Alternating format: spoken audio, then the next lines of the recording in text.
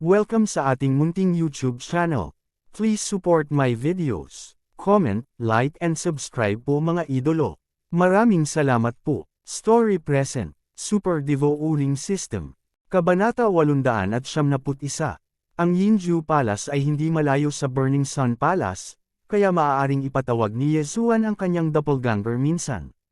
Pagkatapos ng pagsasanib, ang doppelganger ay bumagsak sa kawalan at bumalik sa Yinju Palace. Young Master, ano ang gagawin mo ngayon?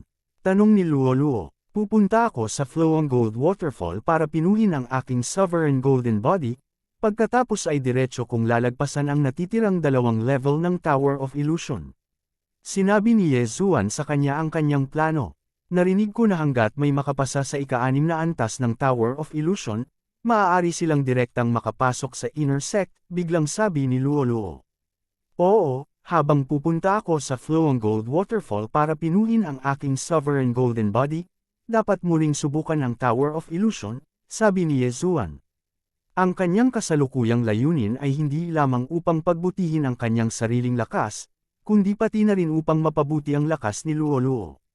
Huwag kang mag-alala, Young Master, sa aking kasalukuyang pangangatawan, kahit na wala akong anumang kayamanan, ang bilis ng aking paglilinang ay 10 beses na mas mabilis kaysa sa iba.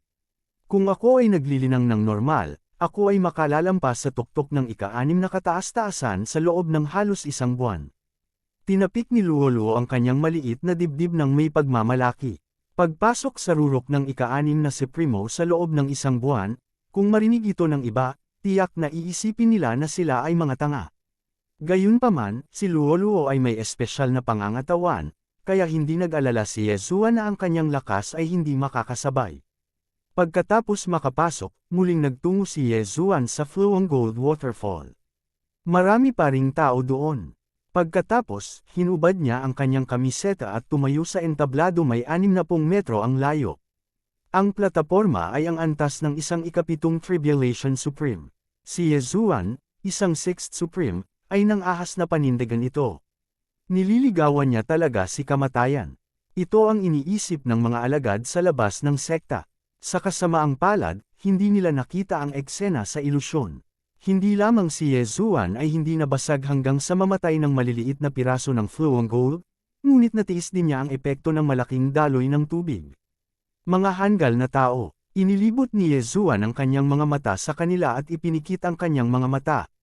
Noong nakaraang pagkakataon, nagpalipos siya ng 1 araw sa Flowing Gold Waterfall. Sa pagkakataong ito, kakailanganin niya ng kahit ilang araw para lumakas. Pumunta rin si Luoluo sa Tower of Illusion para magsanay, ngunit sa kasamaang palad, hindi sapat ang kanyang kakayahan na makalusot sa mga ilusyon. Halos hindi niya nalampasan ang ika-3 antas, ngunit nakakuha din siya ng maraming kayamanan at nagsimulang magtanim. Lumipas ang 3 araw sa isang kisap mata. Sa loob ng 3 araw na ito, si Yezuan ay patuloy na pinapainit ang kanyang Sovereign Golden Body sa Flowing Gold Waterfall. Ang kanyang napakapangit na pangangatawan ay nakakuha ng atensyon ng maraming tao. 3 araw, pangatlong araw na, talagang nagpumilit siya ng 3 buong araw. Masyadong nakakatakot, kaya ko lang tumagal ng 10 minuto sa markang 70 metro, pero talagang tumagal siya ng 3 araw. Halika na dali, medyo madami ang inner sect senior brothers. Marahil ay narito sila para magtanong tungkol sa aking konstitusyon. Tingnan mo, mukhang hindi na siya nasaktan. Sa kanyang Sovereign Golden Body, kahit ang 60-meter-long molten gold ay hindi siya kayang saktan. Dahan-daang binuksan ni Yezuan ang kanyang mga mata sa gitna ng mga talakayan ng mga alagad sa labas ng sekta. 60 meters ay wala ng silbi sa akin. Ang bilis ng Flowing Gold Waterfall ay hindi sapat na. Mabilis. 50 metro lang ang kaya kong lakad. Napaisip si Yezuan sa kanyang sarili nang umalis siya sa plataporma. 50 metro, katumbas iyon ng isang mid-level na 7th Supreme Martial Artist. Sa kanyang kasalukuyang antas, malamang na siya ay hugasan sa ilalim sa isang iglap. Panahon na para subukan ang Tower of Illusion. Isinuot ni Yezuan ang kanyang damit. Noong siya ay isang early-level 6th Supreme Martial Artist, dumaan siya sa ika-4 na palapag ng Tower of Illusion. Ngayong nakalusot na siya sa mid-level 6th Supreme Martial Artist, sa temperament ng kanyang sovereign golden body, hindi magiging problema para sa kanya ang sumugod sa ika-6 na palapag. Gayunpaman, nakadepende pa rin sa swerte kung makapasa siya o hindi. Hanggat makakapasa siya, ma-promote siya sa inner sect. Mayroon pa ring ilang mga disipulo sa loob ng sekta sa Flowang Gold Waterfall. Nang makita nila si Yezuan na papalabas, pinalibutan din nila siya. Naunawaan ni Yezuan ang gusto nilang itanong, ngunit binigyan niya sila ng malabong sagot. Sa katunayan, mayroon siyang paraan upang kumita ng kayamanan, at iyon ay sa pamamagitan ng dugo. Mayroon siyang bloodline ng Divine Tree of Life, kaya maaari niyang pagalingin ang anumang mga pinsalang mas mababa sa antas ng 7th Supreme Martial Artist sa pamamagitan lamang ng 1 o 2 bote ng dugo. Gayunpaman, ang dugo ay hindi isang ligtas na paraan. Kung nalaman ng iba, paano kung makulong siya at tuluyang damyugo? Kung sakali, hindi niya ginamit ang pamamaraang ito. Pagkatapos umalis sa Flowang Gold Waterfall, bumalik si Yezuan sa Tower of Illusion. Paminsan-minsan ay pumupunta si Luo-Luo sa Tower of Illusion nitong ilang araw, na nagpapahintulot sa kanya na makadaan sa ika-4 na palapag. Sa oras na ito, marami pa ring tao sa paanan ng Tower of Illusion. Hindi lang iyon, nagkataong hinamon muli ni Senior Brother Gao mula sa Ape Clan ang ika-6 na palapag ng Tower of Illusion. Gayunpaman, ang ilusyon sa pagkakataong ito ay iba sa dati. Young Master, nandito ka na. Luo-Luo lumutang mula sa malayo. Oo, hahamunin ko ang ika-5 palapag. Tumango si Yezuan. Nako, kung dadaan si Young Master sa Tower of Illusion, makapasok siya sa inner sect. Hindi ko alam kung kailan ako papasok. Ngumisi si Luo-Luo. Ano ang kinakatakutan mo? Maya-maya, pupunta ako at kukuha ako ng mga kayamanan para sa iyo. Sa oras na iyon, mabilis kang mag-improve. Magiliw na tinapik ni Yezuan ang ulo ni Luo-Luo. Pagkatapos, naglakad siya sa paanan ng Tower of Illusion. Junior Kuya, ikaw ba? Ang 6th Supreme Peak Outer Sect Disciple na tumanggap kay Yezuan noong isang araw ay nagulat na sinabi. Senior Brother, gusto kong hamunin ang Tower of Illusion. Direktang sabi ni Yezuan. Okay, pero alam mo naman ang rules di ba? Hindi mo na matatanggap ang rewards para sa unang 4 na palapag. Pinaalalahanan siya ng Outer Sect Disciple. Naiintindihan. Tumango si Yezuan. Sa pagkakataong ito, nasa ika-5 at ika-6 na palapag ang kanyang mga mata. Ang reward para sa ika-5 palapag ng Tower of Illusion ay 10,000 high-grade Supreme Pills, habang ang reward para sa ika-6 na palapag ay isang Sovereign Golden Pill na lubos na makapagpapaganda sa Sovereign Golden Body. Kung espesyal itong ubusin ni Yezuan, tiyak na madidagdagan niya ng gusto ang kanyang cultivation. Baka makapasok pa siya sa 6th Supreme Peak. Gayunpaman, ang bawat hamon ng Tower of Illusion ay kailangang magsimula sa unang palapag, kaya ganoon din para kay Yezuan. First floor, pasado. Second floor, pasado. Third floor, pasado. Nalampasan ni Yezuan ang unang 3 palapag sa wala pang 3 segundo, at nang marating niya ang ika-4 na palapag ng Tower of Illusion.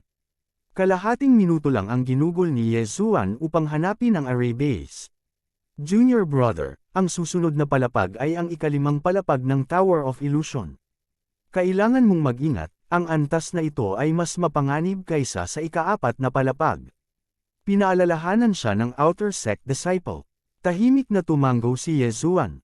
Ang ika-4 na palapag ay mayroon lamang isang 7th Supreme Sacred Beast. Tinansya niya na magkakaroon ng maraming 7th Supreme Sacred Beast sa ika-5 palapag. Gayunpaman, nasa 6th Supreme Peak lang siya noon. Ngayon na siya ay nasa 6th Supreme Peak, ang kanyang Sovereign Golden Body ay malamang na mas malakas kaysa sa isang 7th Supreme Peak.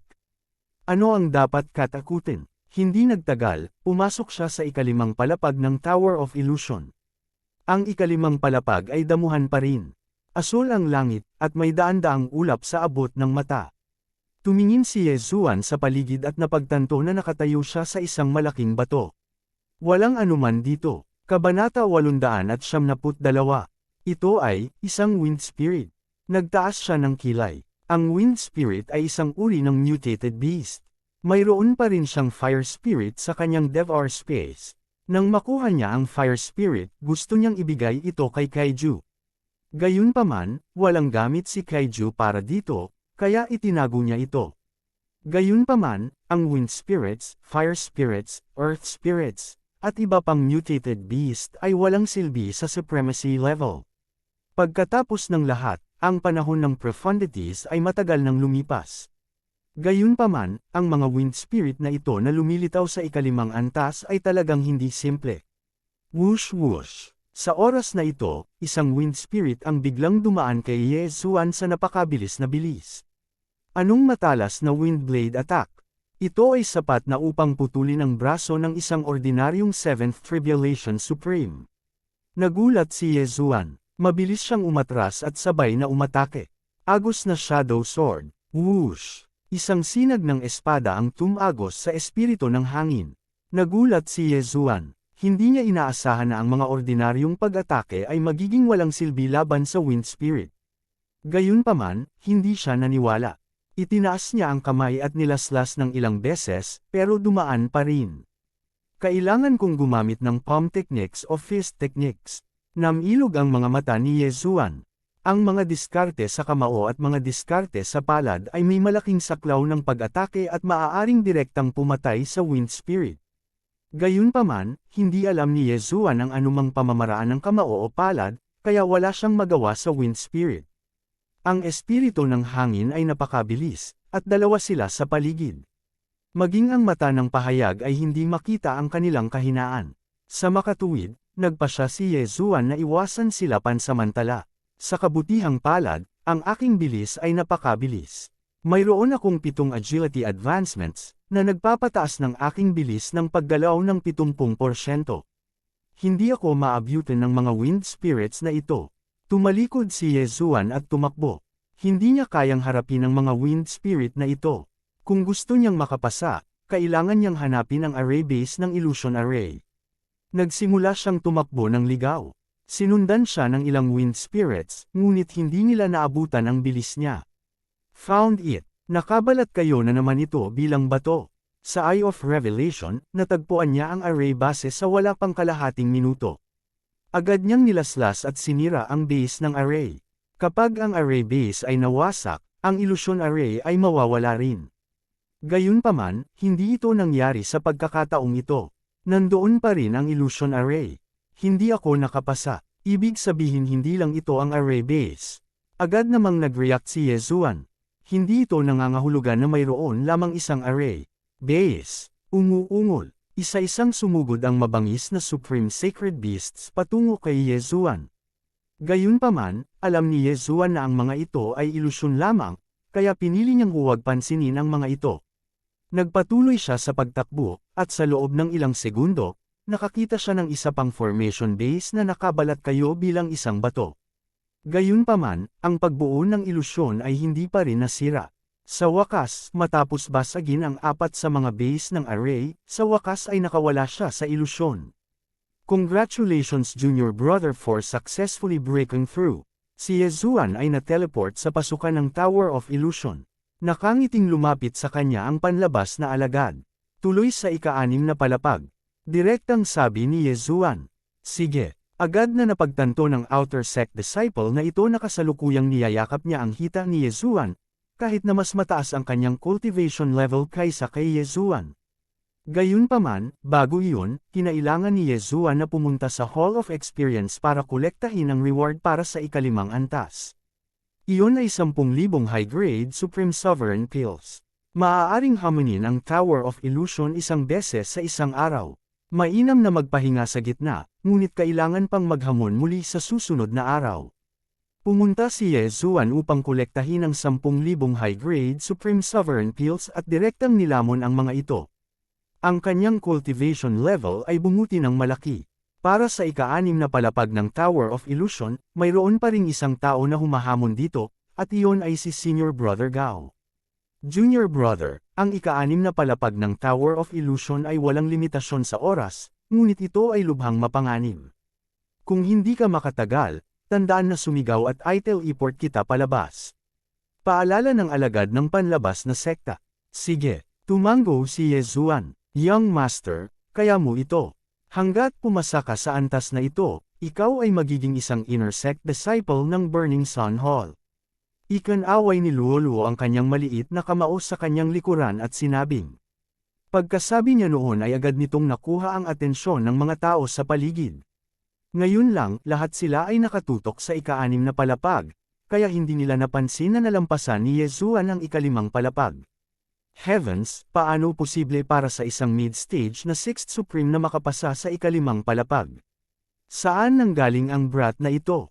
Ilang araw lang dumaan si Kuya Gao sa 5th floor. Kilala ko siya ang nagpapagaling sa sarili na baliw na tumayo ng 60 metro sa itaas ng Flowing Gold Waterfall sa loob ng 3 araw. Kung ang isang mid-stage na 6th Supreme ay dumaan sa ika-6 na palapag, ito ay masisira ang record ng Burning Sun Hall. Naaalala ko na ang may hawak ng record ay isang peak na 6th Supreme. Kung papasok siya sa inner sect, tiyak na tatanggapin siya bilang isang alagad ng isang elder.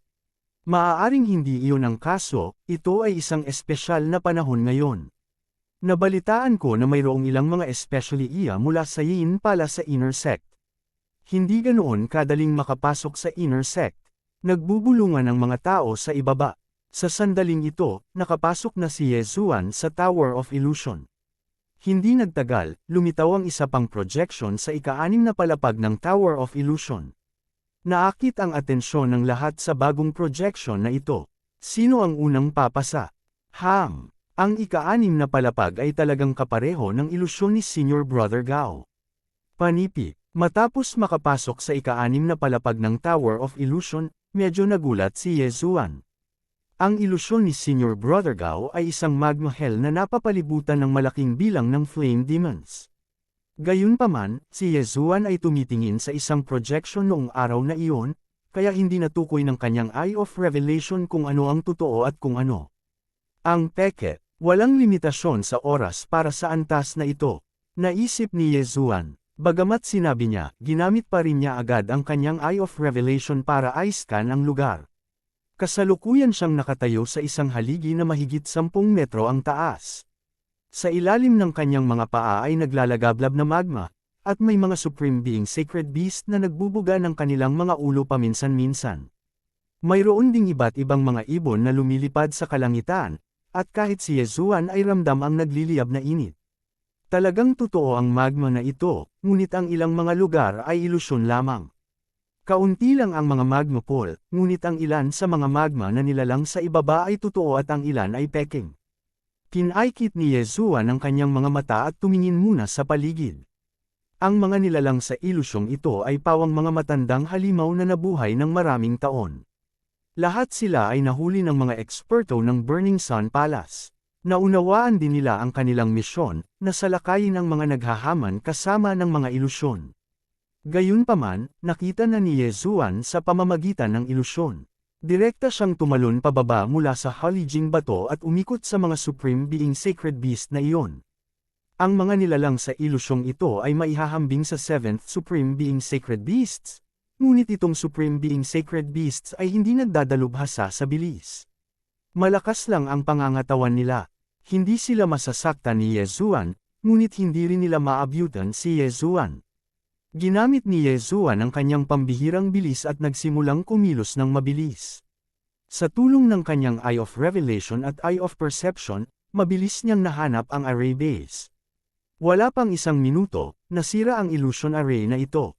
Nakapasa ako. Nang makitang nawala na ang ilusyon sa paligid niya, itinaas ni Yezuan ang kanyang kilay. Sa sandaling ito, napapalibutan siya ng puting mundo. Dahil pumasa siya, bakit hindi siya pinalabas? Hindi maintindihan ni Yezuan. Sa sandaling ito, bigla siyang tinamaan ng malakas na pag-atake sa pag-iisip. Natigil ang pag-iisip ni Yezuan, at sa sumunod na sandali, ang kanyang mga mata ay umikot pabalik at siya ay nahimatay. Kabanata 873. Ang Gaoxiong na iyon ay nakulong sa lihim na kaharian sa loob ng 1 oras. Ang batang ito ay tumagal lamang ng 1 minuto upang masira ang ilusyon. Napakagandang panla. Gayunpaman, hindi magiging ganoon kadali para sa kanya na makapasok sa panloob na sekta. Isang inner sect elder ang bumulong sa isang sulok ng Tower of Illusions. Ang Burning Sun Palace at Juyin Palace ay naglalaban sa daan-daang taon. Nang makita ng mga alagad ng dalawang sekta ang isa't isa, maglalaban sila hanggang sa kamatayan. Ilang oras na ang nakalipas, lumitaw ang ilang traidor mula sa Juyin Palace sa panloob na sekta ng Burning Sun Palace, na naging sanhi ng pagkalugi ng Burning Sun Palace. Sa makatuwid, hindi ganoon kadaling pumasok sa inner sect ngayon. Ang isa ay kailangang dumaan sa isang mahigpit na lihim na pagsubok. Nang magising si Yezuan, napagtanto niyang nagbago na ang kanyang paligid. Bumalik siya sa Lianian City sa Eastern Mainland. Anong nangyayari? Medyo nagulat si Yezuan. Pagkagising niya, may nagtulak ng pinto at pumasok. Si Liuir iyon. Siya ay 14 na taong gulang noong siya ay lumipat. Si Liuir ay mas bata sa kanya. Gayunpaman, pagkatapos ng maraming taon, siya ay halos 24 na taong gulang. Si Liuir ay natural na 20 taong gulang. Si Liuir ay isang kagandahan mula noong siya ay bata pa. Sa mga nakaraang taon, siya ay lumaki sa isang payat at eleganteng babae.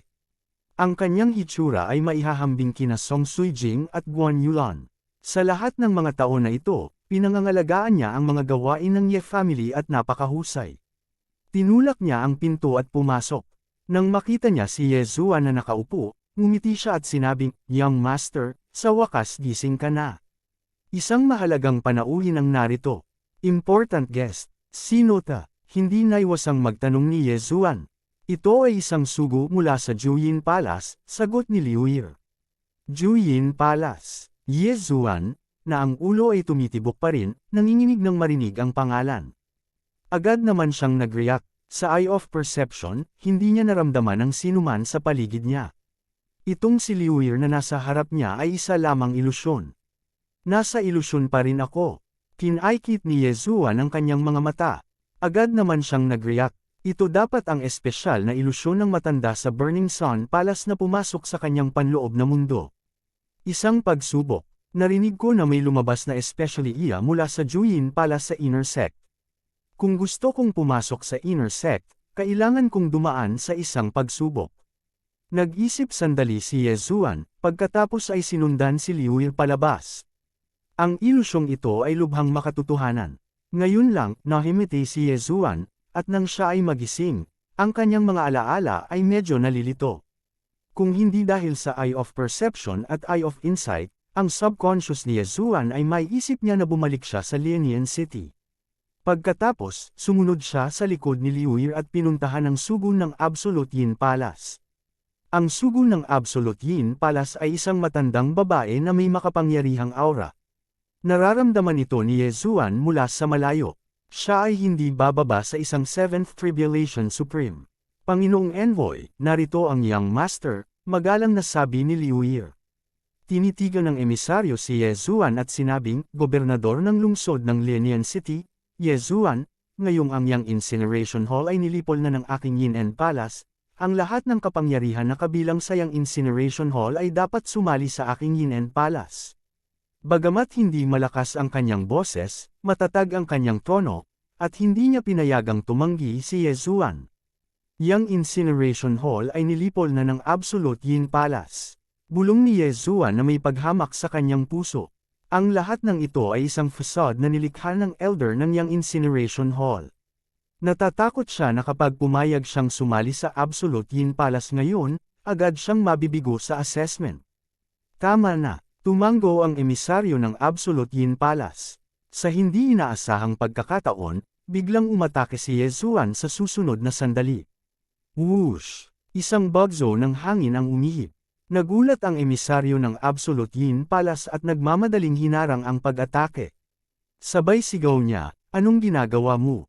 I'm a disciple of Yang Incineration Hall. Ano sa tingin mo ang ginagawa ko? Mamatay!" Sumigaw si Yezuan at umakbay. Sa isang iglap, nakipagpalitan siya ng suntok sa kabilang partido. Sa sandaling ito, sa isang sulok ng Tower of Illusion. Ang inner sect elder na kumokontrol sa ika-6 na palapag ng ilusyon ay medyo nagulat. Sa katunayan, nalampasan na ng Senior Brother Gao na iyon ang unang ilusyon sa ika-6 na palapag ng Tower of Illusion. Sa sandaling ito, siya ay nasa pangalawang ilusyon kasama si Yezuan. Hindi lang iyan, pinalampas ni Senior Brother Gao ang unang ilusyon bago si Yezuan at pumasok sa pangalawang ilusyon. Gayunpaman, pagkatapos niyang mawalan ng malay, ang kanyang memorya ay bahagyang lumabo.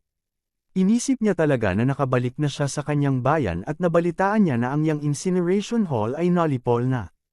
Gayunpaman, hindi siya agad tumanggi at isinasaalang-alang ito. Walang alinlangan, si Yezuan ay mas namumukod-tangi kaysa sa kanya. Kahit na mapuksa ang Yang Incineration Hall, mas gugustuhin ni Yezuan na mamatay kaysa sumuko.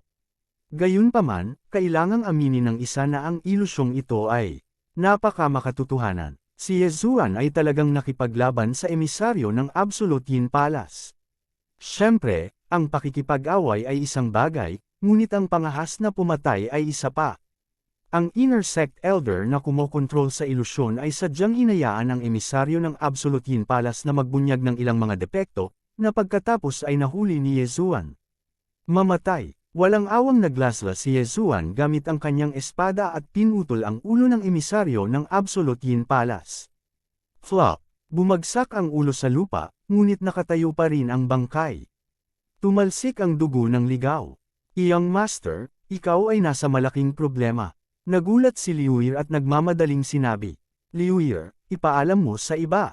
Lilipat na tayo ng clan, sabi ni Yezuan kay Liu. Gayunpaman, sa susunod na sandali, ang kanyang ulo ay muling namamaga at siya ay nahimatay. Gayunpaman, hindi lamang ito ang pagsubok. Pagkatapos noon, ilang beses pa siyang nagising at halos magulo ang kanyang memorya.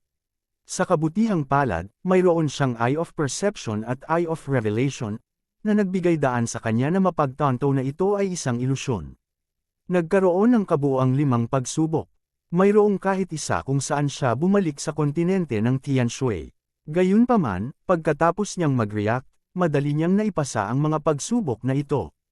Ang oras na kinuha para sa 5 pagsusulit ay nagdagdag ng hanggang 3 minuto lamang. Noong si Yezuan at Senior Brother Gao ay nagsasagawa ng Secret Illusion Test, hindi sila makikita sa labas ng Tower of Illusion. Hindi lang iyon, hindi talaga nakikita ng Inner Sect Elder ang ilusyon ni Yezuan.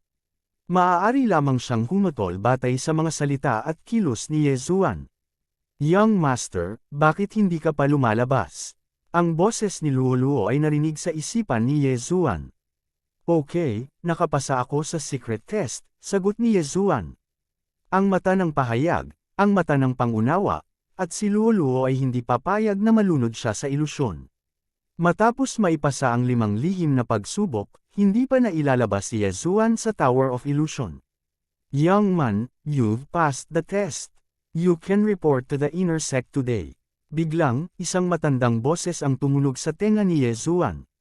Salamat, Senior. Itinaas ni Yezuan ang kanyang mga kamao patungo sa malawak na puti sa kanyang harapan.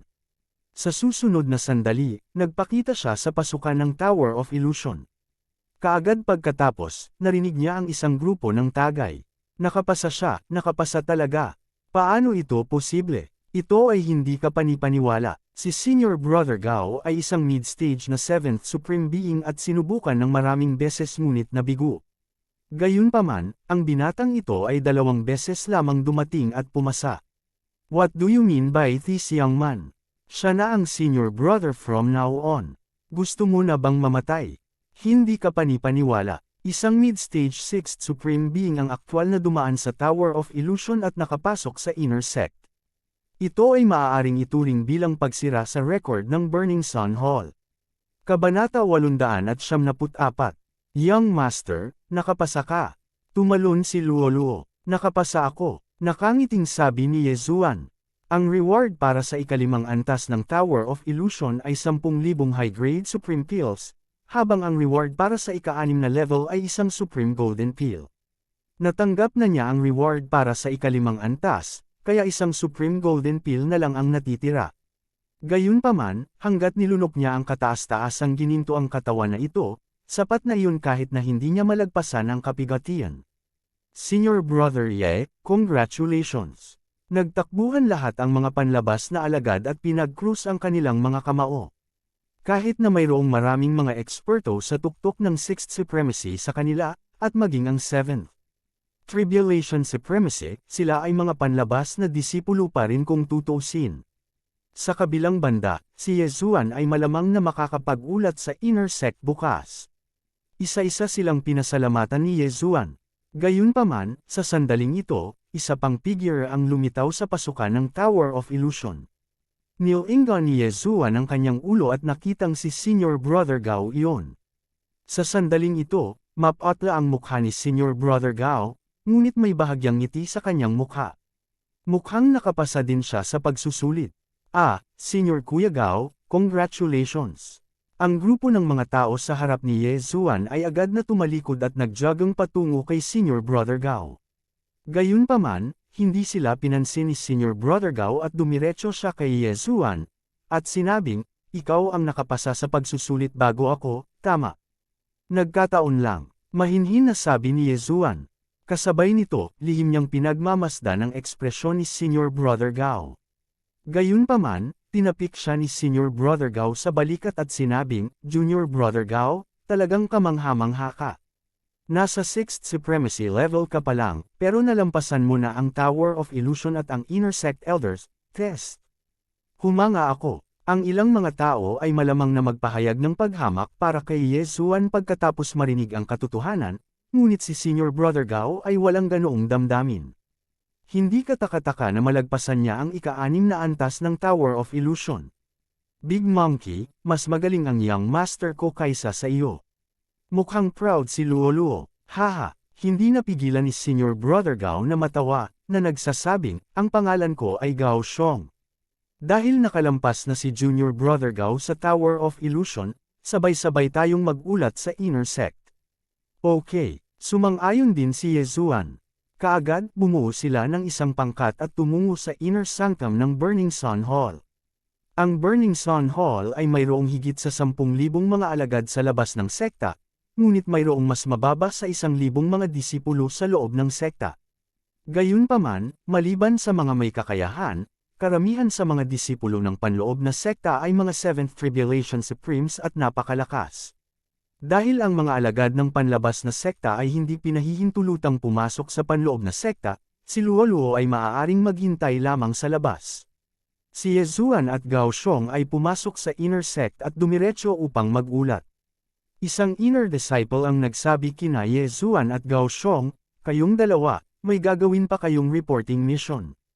Aalis kayo ngayon at magre-report sa mansion ng City Lord sa Broken Star City. Mag-ulat ng misyon. Nagtaas ng kilay si Yezuan at nakipagpalitan ng tingin kay Gao Xiong. Ang Broken Star City ay humigit kumulang 1 araw na paglalakbay mula sa Burning Sun Temple, at ang isang round trip ay tatagal lamang ng 2 araw. Gayunpaman, hindi pa nila narinig ang tungkol sa pag-uulat ng mga misyon. Sigurado akong narinig mo na may isang taksil mula sa palasyo ng Yin na lumitaw sa Inner Sect kamakailan. Kaya nga mayroon tayong reporting mission na ito. Siyempre, makakaalis din kayong dalawa bukas, sabi ng Inner Sect disciple. Kinuha ni Yezuan ang liham ng pag-uulat at inilagay sa kanyang devouring space. Pagkatapos, umalis sila sa panloob na sekta. Senior Kuya Gao, aalis ka ba ngayon o bukas? Tanong ni Yezuan. Medyo pagod ako ngayon. Aalis ako bukas, sagot ni Gao Xiong. Huminto si Yezuan at sinabing, kung gayon, aalis muna ako. Mag-ingat ka, Senior Brother Gao. Reporting mission lang iyon, kaya hindi na kailangang magsama-sama. Nahulaan ni Yezuan na ang misyon ng pag-uulat na ito ay malamang na mangolekta ng tanda ng pagkakakilanlan ng Yin Palace. Pagkatapos niyang magsalita, umalis siya kasama si Luoluo. Siyempre, bago umalis, pumunta siya sa training hall para mangolekta ng isang mahalagang Sovereign Golden Peel. Ang Sovereign Golden Peel ay isang bagay na pinagnanasaan ng lahat ng mga alagad sa labas ng sekta. Sa sandaling ito, nasa kamay ni Yezuan. Ding! Ang host ay nakalusot at ngayon ay nasa tuktok ng 6th Tribulation Supremacy. Ang Sovereign Golden Peel na ito ay pinahintulutan si Yezuan na makalusot, ngunit hindi ito umabot sa punto na makakapasa siya sa 7th Tribulation Supremacy. Young Master, gusto ko rin pumunta. Sa sandaling ito, biglang sinabi ni Luoluo. Oo, sabay na tayo. Tahimik na tumanggo si Yezuan. Agad na umalis ang dalawa sa Burning Sun Palace. Ang Fragmentary Star City ay hindi malayo sa Burning Sun Palace, kaya hindi lalabas ang Yin Palace team para harangin sila. Gayunpaman, nagkamali sila. Wala pang kalahating araw pagkatapos nilang umalis sa Burning Sun Palace, 2 tao ang pumasok sa sensing range ni Yezuan. Anong makapangyarihang aura, 2 ikapitong yugto supremacies, nagtaas ng kilay si Yezuan. Ito ang teritoryo ng Burning Sun Palace, kaya hindi dapat ganoon kadaling makilala ang mga tao mula sa Yin Palace, kaya nahulaan ni Yezuan na sila ay mula sa Burning Sun Palace. Kasabay nito, umaasa rin si Yezuan na sila ay mula sa Burning Sun Palace. Siyempre, kung sila ay mula sa Yin Palace, hindi siya tatanggi. Maaari pa rin niyang harapin ang 2 supremacies ng ikapitong yugto. Kung tutusin, nakalusot na siya sa oras na ito. Luo, mag-ingat ka. May papalapit na 2 7th stage supremacies. Nagmamadaling pinaalalahanan ni Yezuan si Luo. Talaga, kung 7th stage supremacies lang sila, hindi ako natatakot. Si Luo ay mukhang sabik na lumaban, winuwagayway ang kanyang maliliit na pink na kamao. Junior kuya, please wait. Biglang may nagsalita mula sa malayo. Huminto sina Yezuan at Luo at lumingon upang tumingin. Nakita lamang nila ang 2 binatilyong nakaputi na papalapit. Ang isa ay puti, at ang isa naman ay berde. Kamahalan, ano ang problema? Pinaikit ni Yezuan ang kanyang mga mata at nagtanong. Junior brother, tayong 2 ay mga alagad din ng Burning Sun Palace. Biglang naglabas ng identity token ang leading young man in white. Siya ay talagang isang panloob na alagad. Nako, kuya, anong problema? Pinaikit ni Yezuan ang kanyang mga mata at nagtanong. Wala lang, nabalitaan ko lang na pupunta ka sa Fragmentary Star City para gumawa ng reporting mission. Nagkataon na pupunta rin tayo sa Fragmentary Star City. Bakit hindi tayo magsama? Ngumiti ang binata na nakaputi. Nang marinig ito, pinaalalahanan din ni Yezuan ang kanyang sarili. Pupunta lang sila sa Fragmentary Star City. Kailangan bang sumama? No, we plan to rest along the way. Senior kuya, please go ahead. Direktang umatras si Yezuan sa tabi kasama si Luo, gumawa ng paraan para sa 2. Nagkatinginan ng binata na nakaputi at ang isa, at biglang sumili sa kanilang mga mata ang isang pagpatay na layunin. Patayin! Sa isang malakas na sigaw, ang 2 binata na nakaputi ay direktang naglabas ng kanilang mga sandata, at pagkatapos ay inatake sina Yezuan at Luo. Oo naman, ang 2 taong ito ay malansa. Luo, patayin mo sila. Ang boses ni Yezuan ay narinig sa isip ni Luo. Ang 2 taong ito ay dapat na mga especially iyan ng Absolute Yin Palace na nakatago sa Burning Sun Hall. Hinabol nila ang mga tao sa Burning Sun Hall at pagkatapos ay ibinigay ang kanilang mga identity token sa mga tao ng Absolute Yin Palace kapalit ng cultivation resources. Humph, alam kong hindi mabubuting tao ang 2 ito. Young Master, ipaubaya mo na sa akin ang isa. Kabanata 875. Hindi lang iyon, maging ang fighting spirit ni Yezuan ay nag-alam. Kung kaya, niyang patayin ang 2 especially iyan ng 7th Supreme Martial Artist na ito mula sa Juyin Palace, kung gayon ang kanyang cultivation ay bubuti ng isa pang antas. Narinig din ng 2 taong ito ang kapangyarihan ng Golden Sovereign Body ni Yezuan, kaya itinuon nila ang kanilang atensyon kay Yezuan. Bagamat medyo hindi patas na sabihin ang 2 laban sa isa, ito ang katotohanan. Pagkatapos ng lahat, si Luo ay isang mid-stage na 6th Supreme Martial Artist lamang. Gayunpaman, ang 2 taong ito sa lalong madaling panahon na tanto na sila ay mali, at napakamali. Kayong mga bastos, ang lakas ng loob ninyong salakayin ang Young Master. Nililigawan ninyo si kamatayan. Galit na sumangot si Luo at sinugod ang disipulong nakaberde. Ang 65% claw intent ay sapat na upang magdulot ng banta sa 2 taong ito. Naunawaan din ng disipulong nakaberde na hindi karaniwan si Luo, kaya agad itong tumalikod at sumugod sa kanya. Huwag kang magpigil, tapusin mo na tadali. Sabi ni Yezuan kay Luo sa kanyang isipan. Okay, sumagot si Luo. Sa sumunod na sandali, nakita ni Yezuan ang isang puting flash na dumaan sa disipulong nakaberde. Itong galaw na naman. Nagulat si Yezuan. Ginamit ni Luo ang hakbang na ito para agad na patayin ang matandang babae mula sa Juyin Palace noong nakaraan. Ang agad na pagpatay sa isang kalaban sa 2 antas na mas mataas, kasama ang talentong ito, ang pagpasok sa inner sect ay hindi magiging problema. Ay, pagod na ako. Magagamit lang ang paglipat na ito isang beses sa isang araw, walang magawang sabi ni Luoluo. Minsan sa isang araw, napakaganda na niyan. Nilunok ni Yezuan ang kanyang laway. Siyempre, ang pinakanagulat na tao ay ang kabataang nakaputi. Ang kanyang kasama ay talagang agad na pinatay ni Luoluo, na 2 antas na mas mababa sa kanya. Higit pa rito, si Yezuan ay hindi isang taong maaari niyang talunin sa maikling panahon. Napahamak siya. Junior kuya, teka, nandito ako para subukan ka. Nagmamadaling sumigaw ang kabataang nakaputi. Hindi niya akalain na agad na mapapatay ni Luoluo ang kanyang kasama. Kung siya ang kalaban ni Luoluo, kung gayon siya ang mamamatay. Ano? Parehong nagulat sina Yezuan at Luoluo. Nandito ang 2 taong ito para subukan sila. Kalokohan. Matagal na akong nakapasa sa pagsusulit. Ang pinigilan na layunin ng pagpatay ni Yezuan ay muling kumislap habang siya ay sumisigaw.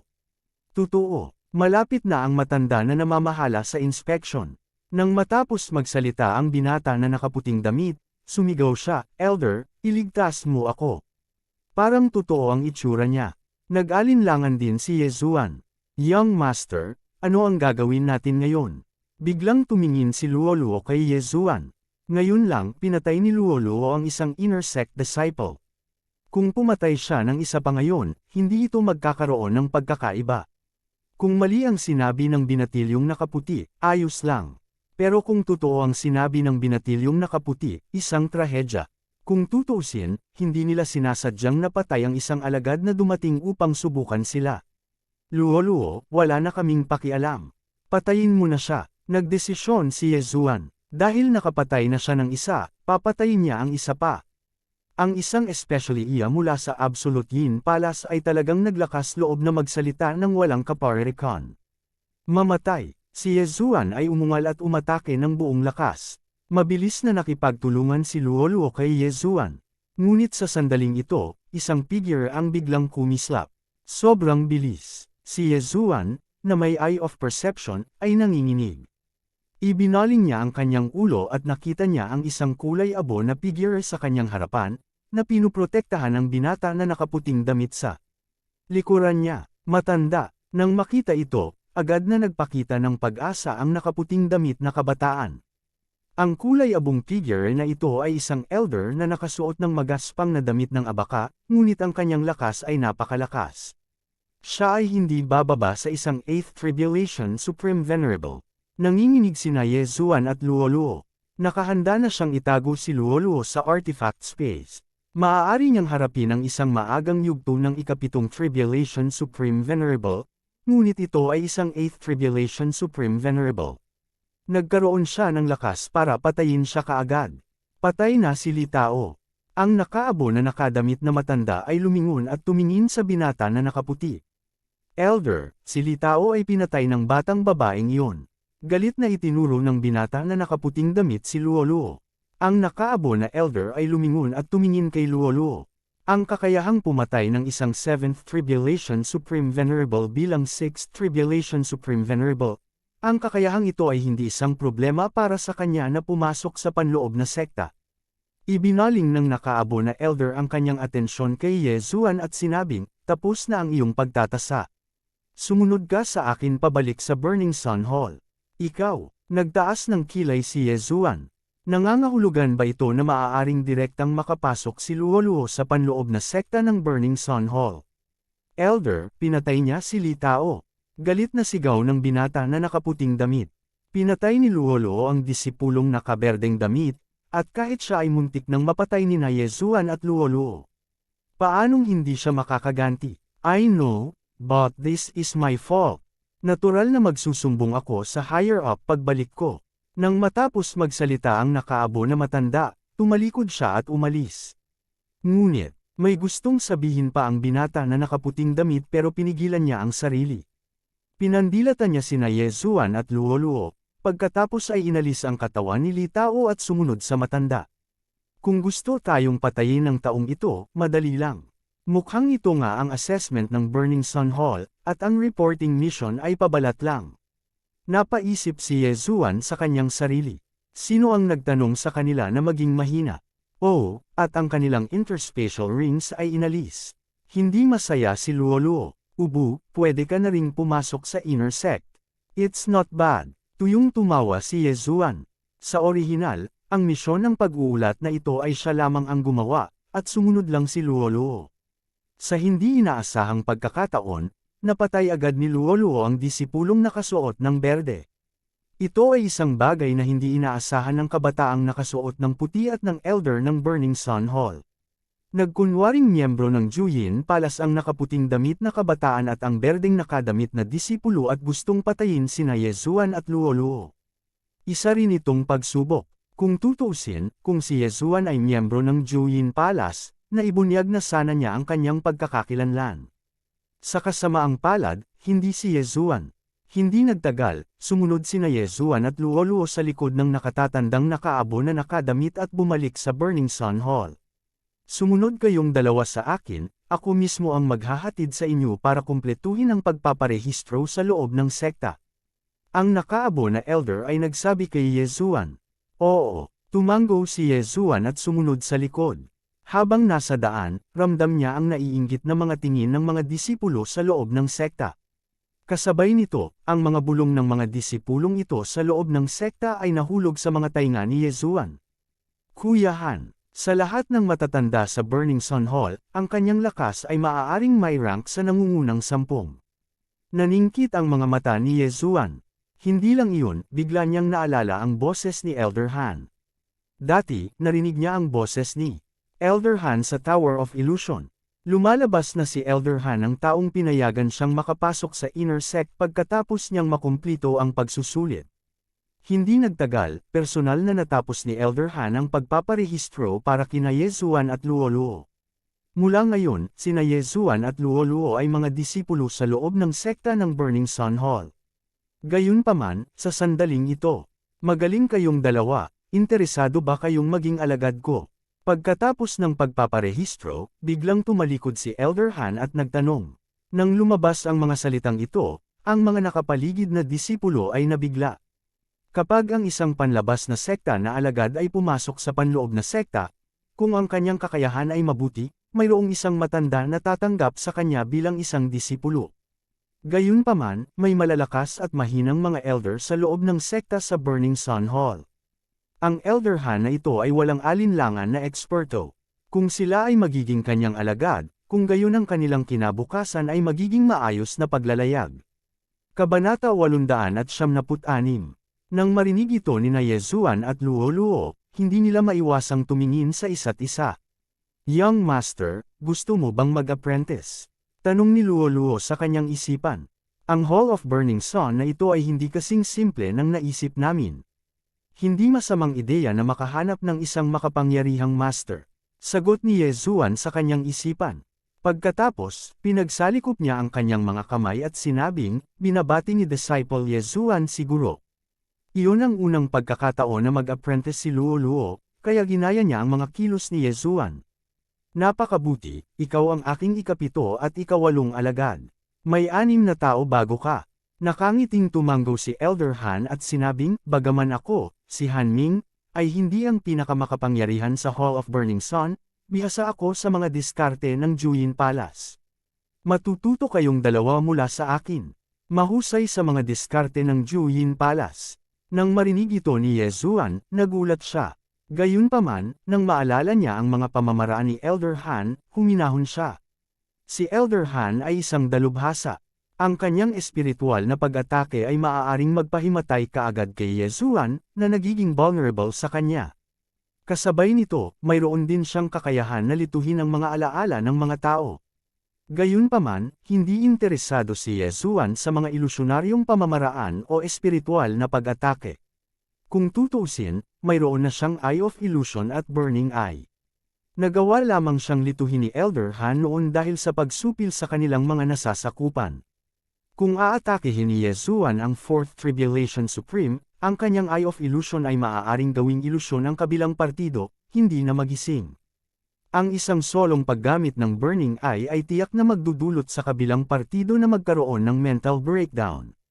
Gayunpaman, ito ay isang mabuting guro para kay Luo-Luo.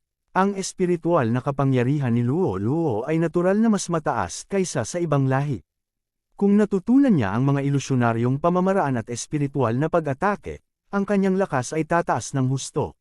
Baka madagdagan pa niya ang epekto ng kanyang alindog. Sige, dahil naging mga alagad ko na kayong dalawa, ito ang mga welcome gift ko. Biglang naglabas si Elder Han ng 2 bote ng jade mula sa kanyang Chen Kun ring. Si Yezuan at Luo-Luo ay kumuha ng 1 bote ng jade. Pagbukas nila ay natigilan sila. Sovereign Golden Pills, at 5 sa kanila. Nagulat si Yezuan. Hindi naging madali para sa kanya na lampasan ang ika-6 na palapag ng Tower of Illusions, ngunit nakuha lang niya ang 1 Sovereign Golden Core. Gayunpaman, ang Elder Han na ito ay nagbigay sa kanya ng 10 Sovereign Golden Cores ng sabay-sabay. Ang mga eksperto ay tunay na mayaman. Bata, ang iyong antas ng paglilinang ay napakababa pa rin. Bilasan mo at itaas ito. Kung hindi, wala kang matututuhan kahit 1 o 2 mula sa akin. Tumingin si Elder Han kay Luo-Luo at sinabi, "Hehe, Master, hindi kita bibiguin." Si Luo-Luo ay hindi gaanong mapagpanggap dahil direkta niyang itinago ang 5 Sovereign Golden Pills. Hindi lamang iyon, ngunit nagmamadali din silang itinago ni Yezuan sa lumalamon na espasyo. Sa 5 Sovereign Golden Core na ito, tiyak na malalampasan niya ang kapigatian, at tiyak na 100% ang success rate. You all can refine the Sovereign Golden Pill first. I still have some matters to attend to. If you have any problems, come and find me. Pagkatapos magsalita ni Elder Han, mabilis siyang umalis. Para naman kina Yezuan at Luo-Luo, umalis sila sa ilalim ng naiinggit na mga tingin ng mga nakapaligid na disipulo habang patungo sila sa kanilang mga bagong tirahan. Young Master, aayusin ko ang Sovereign Golden Core. Pagkabalik sa kanyang tirahan, agad na isinara ni Luo-Luo ang pinto. Ang Sovereign Golden Core ay kapareho ng Jade Blood Essence Pill. Maaari nitong lubos na mapahusay ang Sovereign Golden Core, at kasabay nito, pataasin ang antas ng cultivation ng isang tao. Kahit na ang 17 Tribulation Supremacy ay may inggit. Nakakuha si Luo-Luo ng 5 Sovereign Golden Cores ng sabay-sabay, at ang kanyang cultivation level ay nasa 6 Tribulation Supremacy stage lamang. Kung ginamit niya ang kanyang bloodline para pinuhin ang lahat ng 5 Sovereign Golden Cores, hindi magiging problema para sa kanya na makapasok sa 7th Tribulation Supremacy stage. Ayaw ni Yezuan na lampasan siya ni Luo-Luo, kaya dali-dali niyang nilamon ang 5 Sovereign Golden Cores. Ang Sovereign Golden Cores ay biglang tumaas ng malaking halaga. Ding, natugunan ng host ang mga kinakailangan upang makapasa sa kapigatian. Ang kasalukuyang rate ng tagumpay ay 100%. Gusto mo bang makapasa sa kapigatian? Tumunog ang pinakahihintay na notification ng system. Oo, agad na sumagot si Yezuan. Dahil ang rate ng tagumpay ay 100%, natural na gusto niyang direktang ipasa ang kapigatian. Kaagad, ang kidlat ng kapigatian ay nagsimulang magtipon sa kalangitan sa itaas ng patio. Ang Sovereign Tribulation ay napakalakas, at hindi mabilang na mga tao ang namatay dahil dito, lalo pa ang 7th Tribulation. Gayunpaman, ang Sovereign Golden Body ni Yezuan ay maihahambing na sa isang ordinaryong 7th Tribulation Supremacy Stage, at pagkatapos na pinuhin ang 5 Sovereign Golden Cores, ito ay mas malakas. Ang isang 7th Tribulation Supremacy Stage ay wala sa kanya. Hindi nagtagal, tumama ang Sovereign Tribulation Lightning. Isang sinag, 2 sinag, 3 sinag. Ang 7 Sovereign Tribulation Lightning Strike ay nakumpleto ng sabay-sabay. Tahimik na nakatayo si Yezuan sa looban, hindi man lang nakasimangot. Ding, matagumpay ang kapigatian. Kasalukuyang ika-7 Tribulation Supremacy Stage, nagsisimulang buuin ang Sovereign Golden Body. Matapos tumama ang ika-7 Sovereign Tribulation Lightning, sa wakas ay nakapasok si Yezuan sa 7th Tribulation Supremacy Stage. Sa wakas ay nakalusot ako sa ika-7 Tribulation Supremacy Stage. Ngayon ay maaari na akong ituring na Advanced Supremacy Stage. Si Yezuan ay puno ng kumpiyansa. Ngayon, maaari na siyang pumunta sa Flowing Gold Waterfall para pinuhin ang kanyang Sovereign Golden Body. Noong siya ay nasa 6th Tribulation Supremacy Stage, maaari niyang hamanin ang 60 metro. Ngayong nakalusot na siya sa 7th Tribulation Supremacy Stage, hindi magiging problema para sa kanya na maabot ang 40 metro. Pagkatapos ipaalam kay Luo, direktang umalis si Yezuan at tinungo ang Floong Gold Waterfall. Ang Floong Gold Waterfall ay ganoon pa rin. Napakatahimik noon. Maliban sa tunog ng talon, walang masyadong tunog. Gayunpaman, ang hitsura ni Yezuan ay agad na nakakuha ng atensyon ng maraming tao. Nandito na naman ang baliw na yon. Ilang metro ba ang haamon niya this time? Nabalitaan ko na nakapasa siya sa ika-6 na antas ng Tower of Illusion. Dapat ay pumunta na siya para mag-report para sa misyon. Bakit siya bumalik? Hindi kaya natapos na niya ang misyon? Hindi pwede iyon. Kakaalis lang ni Senior Kuya Gao. Hindi pinansin ni Yezuan ang mga tinig na ito at direktang sumugod sa Floong Gold Waterfall. Sa pagkakataong ito, 50 metro na. 5 metro, gaya ng inaasahan kay Madman. Nang makita ito ng karamihan, nagulat silang lahat. Gayunpaman, sa susunod na sandali, lahat sila ay nabigla. 50 metro ang katumbas ng ika-7 Tribulation Supremacy Stage.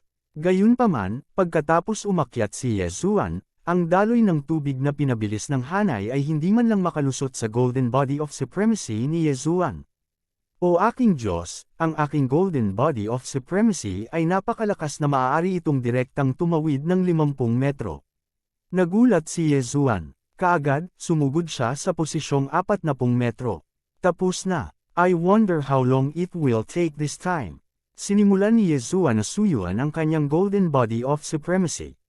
Tinataya niya na pagkatapos ng panahong ito, maaaring makapasa siya sa 8th Tribulation of Supremacy. Mangyari pa, ang kaharian ng isang tao ay kailangang maging sapat na mataas upang malampasan ang kapigatian. Kung hindi, hindi matatanggap ng isa ang Tribulation of Supremacy. Ang grupo ng mga tao sa ibaba ay tumingin kay Yezuan at nabigla na hanggang sa puntong nagpatira pa sila sa lupa. Gayunpaman, hindi ganoon kadali para kay Yezuan na pasiglahin ang kanyang Golden Body of Supremacy sa pagkakataong ito. Sa ika-5 araw pagkatapos niyang makarating sa Floong Gold Waterfall, may ilang tao ang dumating upang hanapin siya. Nang makita siya ng grupo ng mga alagad sa ibaba, medyo nagulat din sila. Hindi ba Senior Kuya Lee iyon? Nabalitaan ko na lumabas siya para mag-training, at ngayon ay bumalik na siya. Si Senior Brother Lee ay isang dalubhasa na maaaring makapasok sa pinakamataas na 100 ng mga panloob na disipulo. Noong nakaraang taon, nabigo siyang makapasa sa 8th Tribulation of Supremacy, at ang kanyang cultivation level ay bumagsak. Dapat ay bumalik na siya ngayon.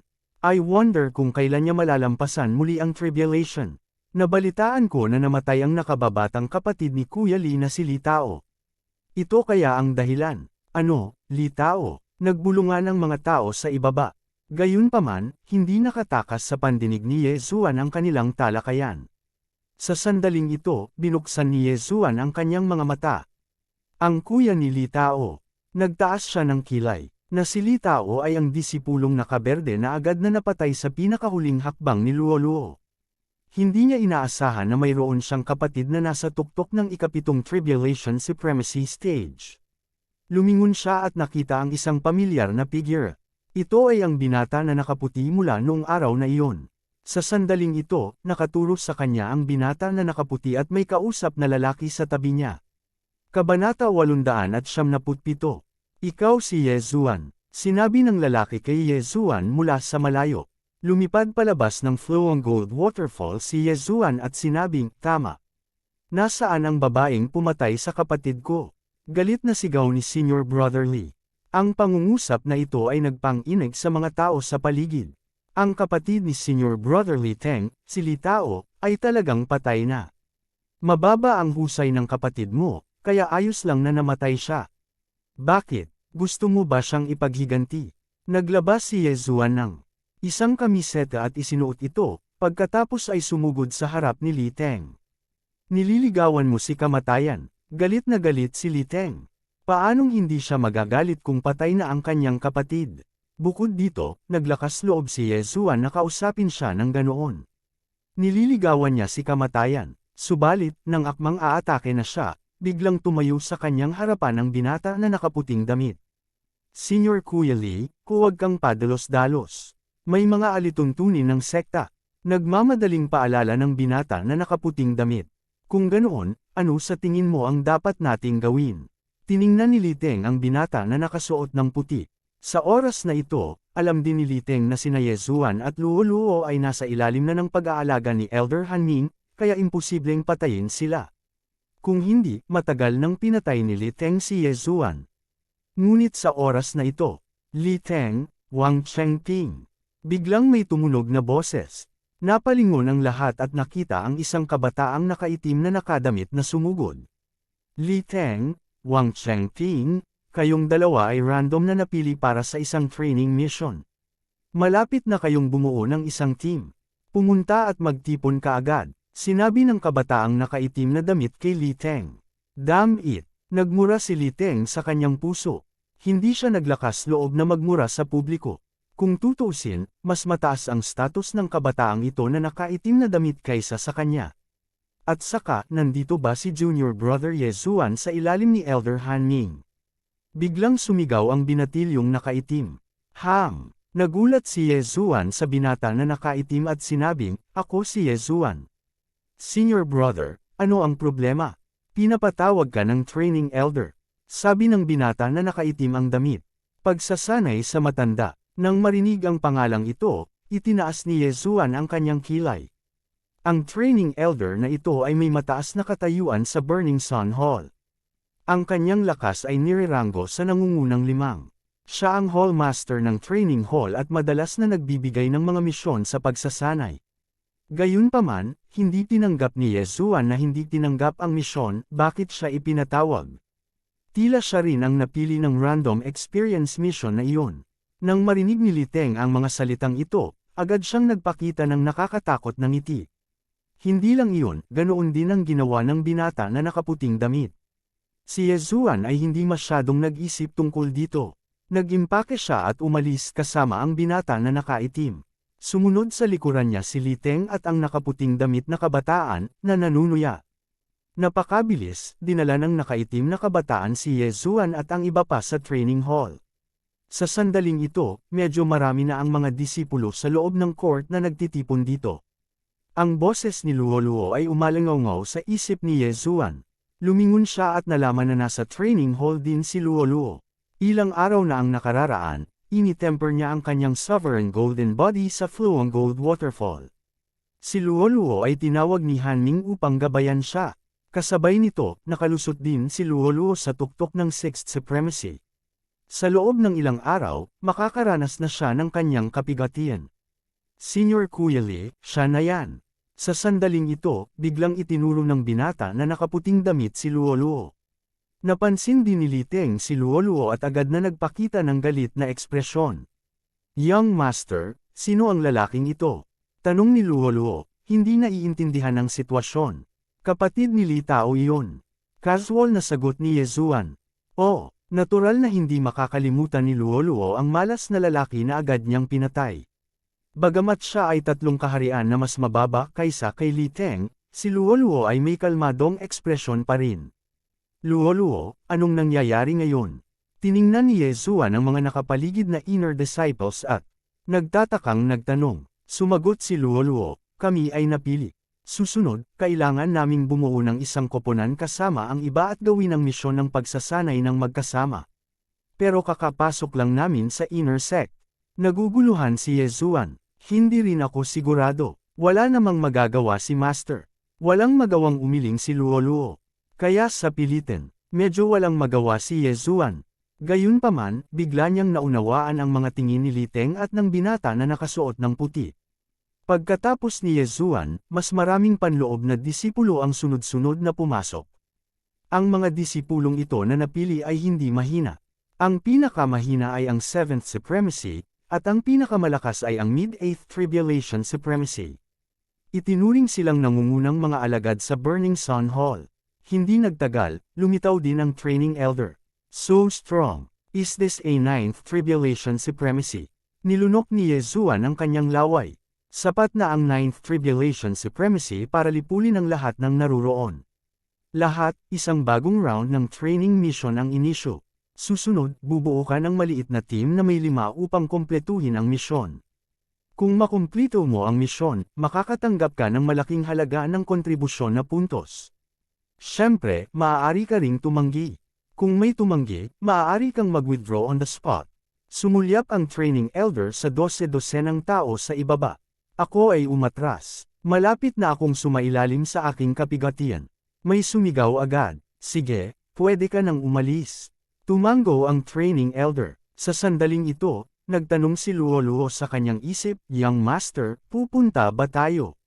Pumunta ka, sagot ni Yezuan. Ito ay isang random na napiling misyon.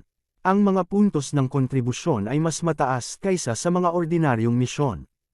Ang pagkumpleto ng isa ay katumbas ng pagkumpleto ng 3 ordinaryong misyon. Sa makatuwid, hindi maraming tao ang umatras. Sa huli, 4 na tao lang ang umatras. Very good. Next, I'll divide you into groups. Tumango ang training elder at nagsimulang tumawag ng mga pangalan. Bagamat ang 12-dosenang mga panloob na disipulong ito ay random na pinili, hindi sila basta-basta itinalaga sa mga grupo.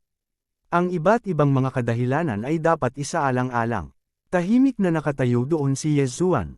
Inaasahan lang niya na siya ay itatalaga sa parehong grupo ni Luo-Luo. Wang Gang, Li Teng, Yezuan, Liu Tainang, Wang Chengping. Sigaw ng training elder. Nang marinig ito, nagbago ang mga ekspresyon ni Yezuan at Luo-Luo. Hindi sila na-assign sa iisang grupo. Ito ay mahirap. Young Master, huwag kang mag-alala. Kahit hindi ko sila matalo, marami pa akong paraan para makatakas. Kapag nakalusot na ako, walang sinuman sa 7th Tribulation Supremacies ang makakagawa sa akin, nagmamadaling sabi ni Luo-Luo. Nang marinig ito ni Yezuan, mas gamaan ang pakiramdam niya. Sa kasamaang palad, siya ay itinalaga sa parehong grupo ni Li Teng. Siyempre, alam din niyang swerte lang ito. Pagkatapos ng lahat, walang kakayahan si Li Teng na mag-utos ng 9th Tribulation Supremacy. Si Wang Gang ay ang youth in black na nagdala sa akin dito ngayon lang. Siya ang pinakamataas na 7th Tribulation Supremacy. Si Li Teng ay isa ring pick na 7th Tribulation Supremacy. Si Wang Chengping ay ang youth in white. Siya ay isang early stage 7th Tribulation Supremacy. Si Liu Tainang ay isang mid-stage na 7th Tribulation. Inisip ito ni Yezuan sa kanyang isipan. Kung noon pa, natakot siya.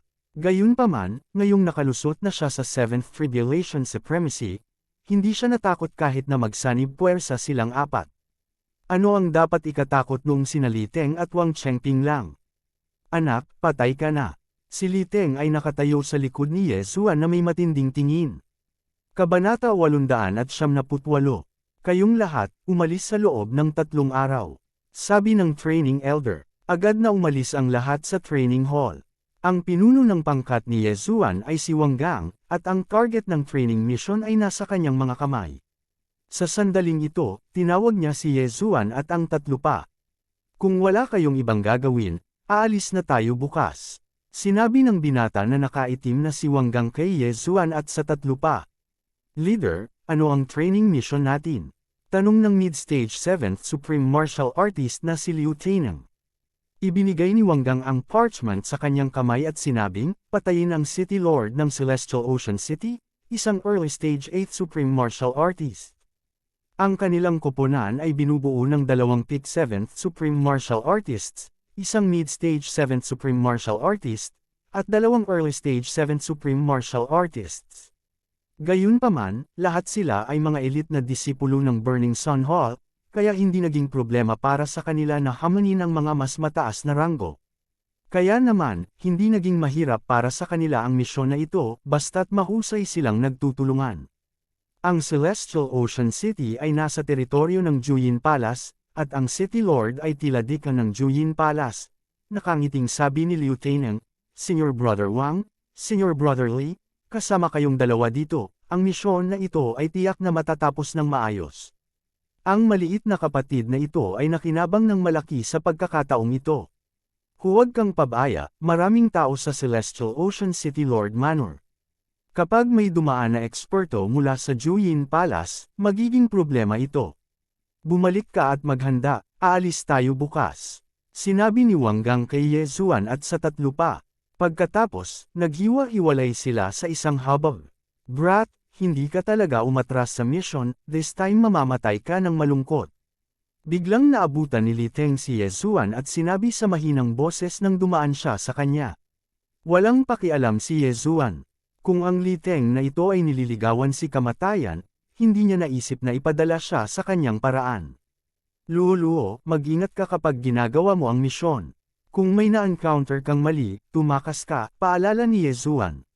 Don't worry, I told my senior brother that I'm going to undergo tribulation, so we will set off in 2 days.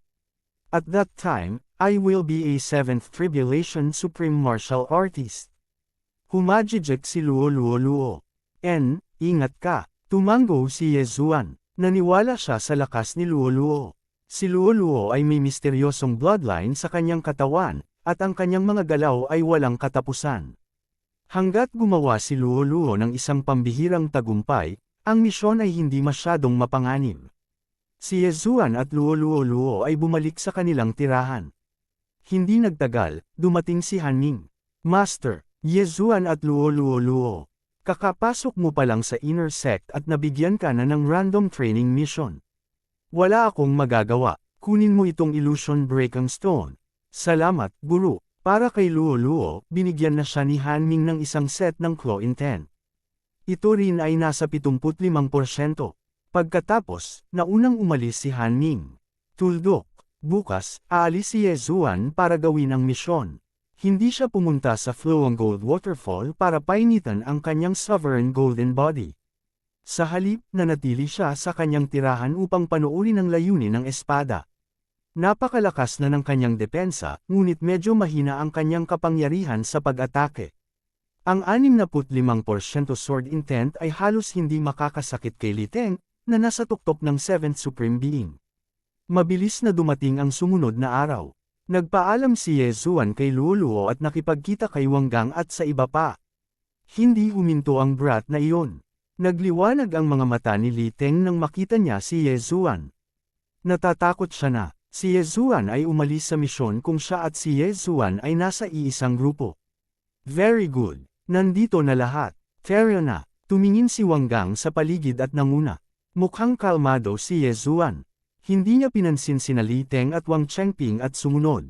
Inakala niyang malaki ang kanyang mapapala sa misyong ito. Sa oras na iyon, maaaring makalusot siya sa kalagitnaan ng yugto ng ikapitong Supreme Being. Hindi ang grupo nila ang unang nag-set off. Ilang grupo na ang nakaalis kahapon. Medyo malayo ang Sky Ocean City mula sa Burning Sun Hall. Sa kanilang bilis, aabutin sila ng mga 3 araw. Sinasamantala ni Ye Zuan ang oras na ito. Patuloy na nauunawaan ni Ye Zuan ang layunin ng espada na naitala sa sistema ng paglamon. Siya ay nagsusumikap na itaas ang kanyang layunin sa espada sa 70%. Ang kanyang kakayahan ay hindi masama. Bilang karagdagan, naiintindihan na niya ang karamihan dito. Sa 3 araw na ito, talagang nagawa ni Ye Zuan na itaas ang kanyang sword intent sa 70%. Habang nasa daan, patuloy na nagbubulungan sina Li Teng at Wang Chengping sa isa't isa. Gayunpaman, ang kanilang pag-uusap ay pumasok sa tenga ni Ye Zuan nang walang nawawalang isang salita. Isa pa, hindi nila alam ang tungkol dito. Gayunpaman, hindi nang ahas si Li Teng na sabihin na gusto niyang patayin si Ye Zuan. Karaniwang ginagamit niya ang iba pang mga bagay upang iparamdam sa kanya. Sige, Sky Ocean City ang nasa harapan natin. Pagpasok natin sa syudad mamaya, huwag mong sasabihin kahit kanino na tayo ay mga disipulo ng Burning Sun Hall. Pinaalalahanan ni Wang Gang si Ye Zuan at ang iba pa. Tumango si Ye Zuan upang ipakita na naiintindihan niya. Nakapasok na sila sa teritoryo ng Yin Palace. Kung sinabi nila na sila ay mga alagad ng Burning Sun Hall, hindi ba sila nililigawan ng kamatayan? Hindi nagtagal, pumasok na silang 5 sa lungsod. Hindi ko alam kung kailan ipinadala ang impormasyong ipinadala ko sa Sky Ocean City City Lord. Kung sakali, maghiwa-hiwalay kaming 5 at mag-scout ng impormasyon. Magkikita kami dito sa kalahating oras. Dumating si Wang Gang sa isang restaurant at sinabi kay Ye Zuan at sa iba pa. Pagkatapos, muling naghiwalay si Ye Zuan at ang iba pa. Ako ang pinakamagaling sa scouting para sa impormasyon.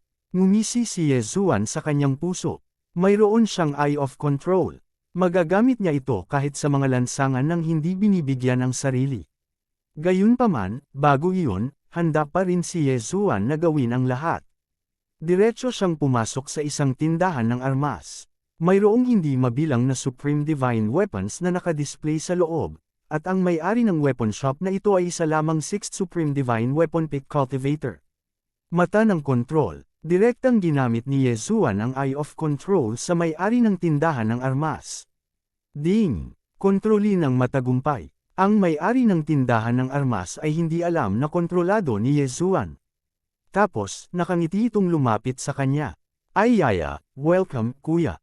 Please come to the back. Magalang na inimbitahan ng may-ari ng tindahan ng armas si Yezuan sa likod. Mahuhulaan ng lahat kung ano ang susunod na mangyayari.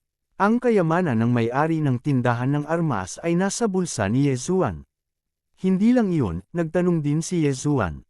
Matapos siyang gamitin, hindi pinatay ni Yezuan ang may-ari ng tindahan ng armas.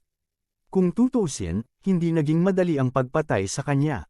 Nakakalungkot na wala si Luo Luo sa tabi niya. Kung hindi, maaari niyang hayaan si Luo Luo na gayumahin ang may-ari ng tindahan ng armas. Pagkatapos, pumunta si Yezuan upang kontrolin ang susunod na may-ari ng tindahan ng armas. Kabanata 879. Itinuring na malakas ang Sky Ocean City. Sa natitirang siyam na pagkakataon, dumiretso si Yezuan sa 3 auction house. Ang natitirang 6 na pagkakataon ay medyo maganda rin. Pagkatapos ng siyam na pagkakataon, talagang malapit na siyang makapasok sa kalagitnaan ng yugto ng 7th Supreme Being. Ang Eye of Control ay talagang isang makadiyos na kasanayan. Hindi mapigilan ni Yezuan na magpuri sa kanyang puso. Kung hindi lang dahil ayaw niyang masaktan ang mga may-ari ng tindahan, ipinagpatuloy niya ang pangingisda. Pagdating ng oras, ginalugad na sana niya ang buong lungsod. Kahit na ang tuktok ng 7th Supreme Being ay maaaring hindi isang problema. Sa kasamaang palad, malapit na ang oras ng pagtatagpo, kaya hindi natuloy si Yezuan. Sa halip ay dumiretso siya sa restaurant. Hindi nagtagal, nakita muli ni Yezuan si Wanggang at ang iba pa. Nalaman ko na maliban sa City Lord, mayroong 3 Pick 7th Supreme Beings at 4 na Mid-Stage 7th Supreme Beings sa City Lord Manor. Nalaman mismo ni Wanggang ang partikular na impormasyon at sinabi kay Yezuan at sa iba pa. Captain, since that's the case, dumiretso na tayo. Medyo nag-aalalang sabi ni Liu Tainang. Sure. Pagdating ng panahon, I'll hold of the City Lord of Sky Ocean City. Mabilis kayong humarap sa iba. Tumango si Wanggang. Ang Burning Sun Palace at Absolute Yin Palace ay naglalaban sa isa't isa sa loob ng napakaraming taon. Ito ay halos palaging isang labanan. Hindi na kailangan ng anumang mga trick. Okay, tumango si Yezuan at ang iba pa. Kaagad, sumugod silang 5 patungo sa City Lord Manor. Sa oras na ito, ganap na hindi alam ng mga tao sa City Lord Manor. Hindi nagtagal, dumating si Yezuan at ang iba pa sa City Lord Manor. Walang sabi-sabi, diretso silang pumasok. Ang random na misyon ng pagsasanay ay nangangailangan ng pugot na ulo ng City Lord Manor. Hanggat maibabalik ang pinutol na ulo, ang misyon ay maituturing na natapos. Si Wanggang at ang iba pa ay dumiretso sa City Lord Manor at agad na nagdulot ng bagyo ng dugo. Bagaman kami ay isang maliit na koponan, kami ay lumalaban para sa aming sarili ngayon. Kailangan kong kumuha ng magandang pagnakawan. Bahagyang pumulupot ang mga labi ni Yezuan. Sa Eye of Perception at Eye of Revelation, napakabilis niyang nahanap ang mga bagay. Hindi lang iyon, nakakasense din siya ng mga aura. Kaya, partikular siyang naghanap ng malalambot na persimmons para eyebully. Ang mga mas mababa sa antas ng 7th Supreme Martial Artist ay hindi katugma para sa kanya. Malapit na akong makalusot. More. Kinaikit ni Yezuan ang kanyang mga mata. Matapos makapasok sina Li Teng at Wang Chengping sa City Lord Manor, agad silang naghiwalay. Bagamat kinasusuklaman nila si Yezuan, hindi ito ang tamang oras para kumilos. Mas mabuting kumita muna ng pera. Brat, how dare you trespass into the City Lord's mansion? You're courting death. Biglang lumipad ang isang 7th Supreme Martial Artist Consecrator ng City Lord Manor. Ikaw ang nanliligaw kay kamatayan. Pinandilatan siya ni Yezuan. Mata ng ilusyon, nasusunog na mata. Sa ilalim ng two-pronged attack, ang mid-stage na 7th Supreme Martial Artist na ito ay agad na nawala ang 20% ng kanyang lakas sa pakikipaglaban. Agos na Shadow Sword. Habang naglalasla si Yezuan gamit ang kanyang espada, isang sword ray ang kumaladkad sa isang mahabang after image at direktang pinatay ang mid-stage na 7th Supreme Martial Artist na ito nang walang pag-aalinlangan. Matapos mamatay ang kanyang kalaban, mabilis na sumugod si Yezuan at kinuha ang kanyang interspatial ring. Hindi sapat, konti na lang. Kinaikit ni Yezuan ang kanyang mga mata at muling nagwalas. Ang mga kagalang-galang na elder ng City Lord Manor ng Celestial Ocean City ay hindi bababa sa 6th Tribulation Supreme Martial Artists. Kahit sino sa kaharian na ito ay hindi makatakas sa pagtugis ni Yezuan. Siyempre, minsan ay nagpipigil si Yezuan at kukunin na lang ang kanilang interspatial ring sa halip na kitilin ang kanilang buhay.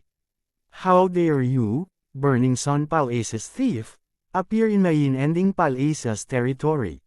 You're courting death. Isang sigaw ang biglang umalangaw sa langit. Lumingon si Yezuan at nakitang nakikipag-away na si Wanggang sa isang medyo may edad na lalaki. Tila ang taong ito ay ang City Lord ng Celestial Ocean City, ang kanilang target para sa random na pagsasanay na ito. Gayunpaman, hindi ito pinansin ni Yezuan. Mabilis siyang umikot sa City Lord Manor. Gamit ang kanyang Eye of Perception, mabilis niyang natagpuan ang isa pang mid-stage na 7th Supreme Martial Artist Revered Elder. Mamatay. Hindi nagpigil si Yezuan sa pagkakataong ito at direktang pinatay ang Revered Elder na ito. Sa sandaling makuha niya ang interspatial ring ng Revered Elder, ang kanyang aura ay biglang tumaas. Ding! Nakalusot ang host. Ang host ay isa na ngayong mid-stage na 7th Supreme Martial Artist. Dahil sa notification ng system, tumaas ng isang binggaw ang layunin ni Yezuan sa labanan. Nagkataon, sa sandaling nakapasok siya, ang kanyang Eye of Perception ay biglang tumawid sa isang pamilyar na tao. Wang Chengping. Ang Wang Chengping na ito ay ang binatang nakaputi na muntik nang mapatay nila ni Luoluo. Isa rin siya sa mga alipin ni Li Teng. Mabilis na tumawid si Yezuan. Nang makita ng kabilang partido si Yezuan, nang inig din ang kanyang katawan. Sa oras na ito, nagkataon lang na napatay niya ang isang revered elder ng City Lord Manor at nakuha ang kanyang interspatial ring. Mata ng kontrol, hindi nagsalita si Yezuan at agad na ginamit ang kanyang Eye of Perception. Ding! Kontrolin ng matagumpay. 10 tao lang ang kayang kontrolin ng Eye of Control sa ngayon. Kapag kinokontrol ang ika-11 tao, ang kontrol ng unang tao ay automatikong mawawala, tulad ng Eye of the Void. Matapos kontrolin ang kabilang partido, si Yezuan ay direktang pumunta kay Wang Chengping at kinuha ang kanyang interspatial ring, na walang laman ang lahat sa loob. Kamusta na kayo at ang Li Teng na iyon sa akin? Tanong ni Yezuan. Hindi ko alam. Nagrereklamo si Li Teng sa daan pero hindi niya sinabi sa akin. Umiling si Wang Chengping. Nang marinig ito, hindi na mapakali si Yezuan na magtanong pa. Ang pakikitungo sa isang disipulo ng parehong sekta ay isang malubhang krimen. Kung ito ay natuklasan, ito ay magiging kapahamakan. Sa makatuwid, hindi sinabi ni Li Teng kay Wang Chengping ang tungkol dito. Kalimutan mo na yan, kaya mo namang pumunta mag-isa. Hindi na inintindi ni Yezuan si Wang Chengping at nagpatuloy siyang gumala. Si Li Teng ay isang ikapitong Supreme Martial Artist. Minsan na siyang nabigo sa kanyang kapigatian, ngunit may namagitan, kaya nakaligtas siya. Pagkatapos ng 1 taon ng paglilinang, bumalik siya sa kanyang pinakamataas, kaya ang kanyang lakas ay mas nakakagulat. Hindi maraming tao sa City Lord Manor ang makatiis ng isang galaw mula sa kanya. Sa oras na ito, nakikipag-away si Wanggang sa City Lord ng Tianyang City, kaya wala siyang oras na pakialam sa iba. Sa makatuwid, iniisip ni Yezuan kung dapat ba niyang lihim na kontrolin sina Liu Taining at Li Teng, na nasa gitnang yugto ng 7th Sovereign Realm. Ang Panginoon ni Li Teng ay isa ring elder, hindi masama ang kanyang lakas, at ang mga elder na ito ng Burning Sun Palace Hall ay halos lahat ay naglilinang ng ilang pamamaraan ng paglilinang ng kapangyarihang pangkaisipan.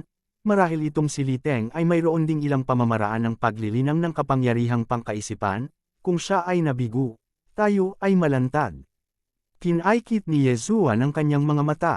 Nagpasya siyang kontrolin muna si Liu Taining. Kahit na hindi niya siya magagamit sa hinaharap, maaari niyang hayaang gayumahin siya ni Luoluo.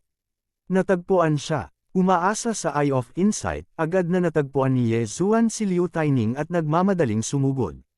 Sa oras na ito, nakikipaglaban si Liu Taining sa isang 7th Supreme Martial Artist. Hindi naman masama ang kanyang lakas. Senior Kuya Liu, hayaan mo akong tulungan ka. Sigaw ni Yezuan at sumugod kay Liu Taining. Okay, mas malakas ang kalaban ni Liu Taining. Pakiramdam niya ay hindi niya ito kayang harapin ng mag-isa, kaya pumayag siya. Agos na Shadow Sword. Ang pag-atake ng Sword 1, na sinamahan ng 70% kapangyarihan, ay sumabog sa himpapawid. Itinaas ng 7th Supreme Martial Artist Consecrated ang kanyang kamay at hinarang ang pag-atake. Sa orihinal, kaya niyang harapin si Liu Taining ng mag-isa, ngunit ngayong kasali na si Yezuan, medyo mas mahirap ito. Sa oras na ito, nasusunog na mata. Kabanata 900. Si Yezuan ay kasalukuyang nasa kalagitnaan ng yugto ng 7th Supreme Being Realm. Isang realm lang ang layo mula sa peak ng 7th Supreme Being Realm. Kaya naman, hindi mahina ang epekto ng Burning Eye. Sa kasamaang palad, halos lahat ng mga tao sa teritoryo ng Juyin Palace ay nagpractice ng mga diskarte sa espiritual na paglilinang. Kaya naman, bahagyang hamina ang epekto ng Burning Eye. Good lad, alam mo pa ang mga espiritual na pag-atake. Go! Ang kagalang-galang na elder ng City Lord's Mansion ay sumigaw at biglang naglabas ng mahabang espada. Sa ilalim ng kanyang kontrol, inatake ng mahabang espada si Yezuan. Ang tatlong espesyalidad ng Juyin Palace ay mga ilusyon, espiritual na pag-atake, at flying sword control. Ang revered elder ng City Lord's Mansion ay kasalukuyang gumagamit ng flying sword control technique. Sa Eye of Revelation, nakikita ni Yezuan ang ilang mga hibla ng true energy na kumokontrol sa mahabang espada. Malamig na sumingot si Yezuan at mabilis na inilabas ang kanyang espada. Sa isang kisap mata, ang mga thread ng true energy ay pinutol niya, at nahulog sa kanyang mga kamay ang mataas na kalidad na Supreme Being Divine Weapon. Kukunin ko ang iyong espada. Napasigaw si Yezuan at direktang kinuha ang sandata ng kanyang kalaban. Kung tutuusin, gumagamit pa rin siya ng mid-grade Supreme Being Divine Weapon kanina. Good job, Junior Kuya Ye. Sigaw ni Liu Taining. Natutuwa rin siya na hindi gumamit ng lumilipad na espada ang kanyang kalaban sa simula. Kung hindi, natalo siya. Ngayon, ang revered elder ng City Lord's Mansion ay nawala ang kanyang trump card. Kasabay ng katotohanang kinubkob siya ni Yezuan, mabilis siyang natalo. RIP. Sa malutong na tunog, ang revered elder ng City Lord's Mansion, na nasa tuktok ng 7th Supreme Being Realm, ay pinugutan ng ulo ni Yezuan. Junior Brother Ye, level tayo. Bago pa matapos ni Liu Taining ang kanyang pangungusap, diretso siyang tinamaan ng Eye of Illusion ni Yezuan. Pagkatapos, ito ay ang Burning Eye. Si Liu Taining ay nasa kalagitnaan ng yugto ng 7th Supreme Being Realm, ang parehong antas ni Yezuan. Gayunpaman, hindi siya nagsanay ng anumang mga diskarte sa espiritual na paglilinang, kaya ang kanyang pagtutol ay napakahina. Mata ng kontrol. Ding! Kontrolin ang matagumpay. Sa pamamagitan ng system notification, si Liu Taining ay naging lingkod ni Yezuan. Ibinaling ni Yezuan ang kanyang ulo at tumingin sa paligid. Nang makita niyang walang ibang tao sa paligid, dali-dali niyang iniligpit ang Universe Rings ni Liu Taining at ang 7th Supreme Being Peak Worshipper.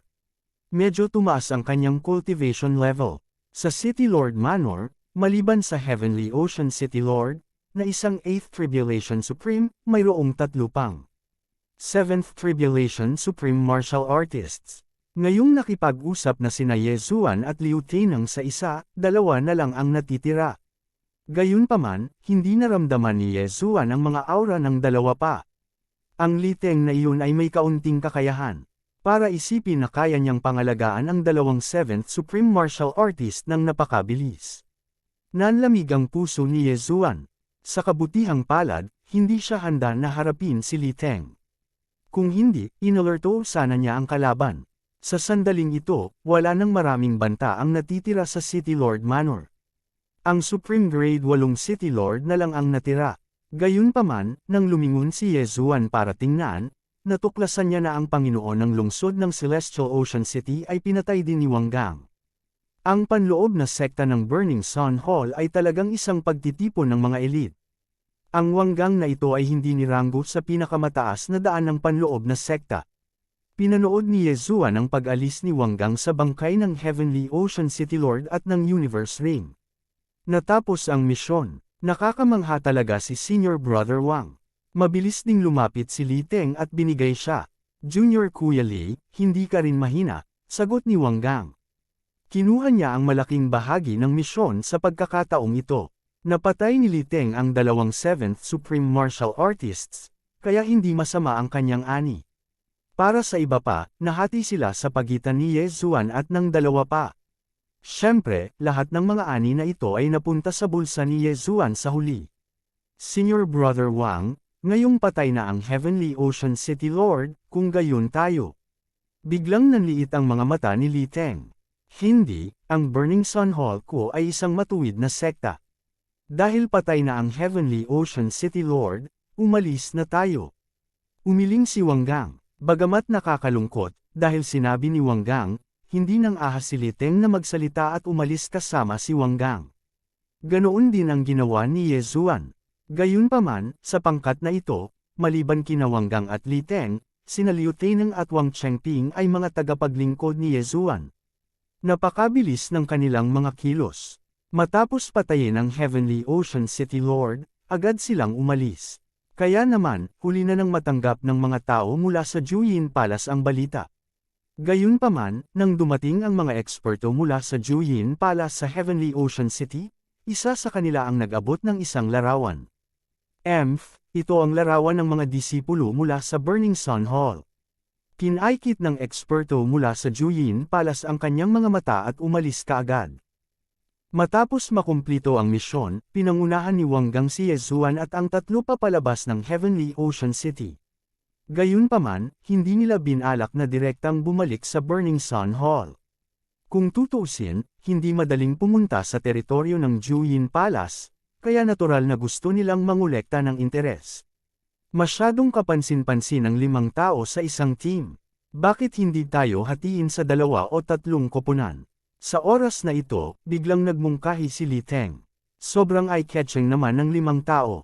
Mabuti pang maghiwalay. Tumango si Wang Gang at sinabing, hindi ako sasali. Mag-isa akong magiging maayos. Paano naman kayo? Nang imungkahi ito ni Li Teng, alam ni Yezuan kung ano ang kanyang gagawin. Kaya naman, agad na nakontrol ni Yezuan si Liu Teneng.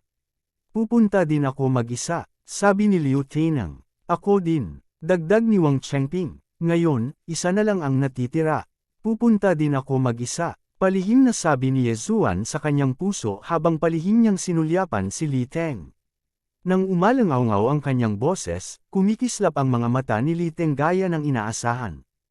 Okay, since that's the case, we'll split up. Babalik ako sa Burning Sun Hall para ibigay ang misyon sa loob ng 7 araw, sabi ni Wang Gang sa kanilang 4. Sa sobrang bilis, mabilis silang naghiwa-hiwalay at pumunta sa kani-kanilang landas.